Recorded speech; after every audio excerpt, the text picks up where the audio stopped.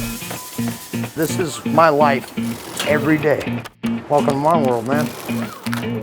My name's Trev. I'm the owner of Trev's Tire and Repair in St. George, Utah. I've been doing this 20 years now. I work on it all. I do fabrication, hot rods, whatever you need. Like you want me to add airplane wings to your truck, I'm sure I can figure it out. If your fridge is broken, I'll come to your house and fix that. I'm old school, man. I like helping people.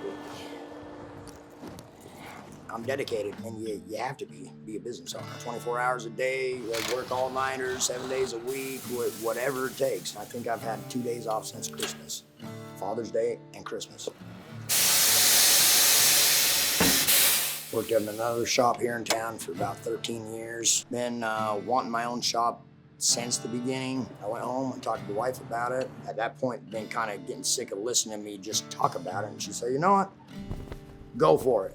I had a month worth of savings in the bank, 5 kids at home. It was a lot. It was a gamble. Still is, you know, but I'm glad I took the risk. It's been a good thing. It's on the other side of the building. Why don't you just drive down there? I'll guide you up. Okay. And I've been shut down along the way, you know. I'm trying to get financing. That's good right there. I went to traditional banks and just got shut down because I didn't follow their template. But I'm not trying to fit the mold. I'm trying to break the mold. So at that point, I just hit the internet and started searching. At first, I thought Lendio was just like any other finance company. I'm not the sales pitch guy, but I was very pleased with how it went. Process was real easy. Working with Lendio was great. Had a personal touch to it, in and out pretty quick. All right.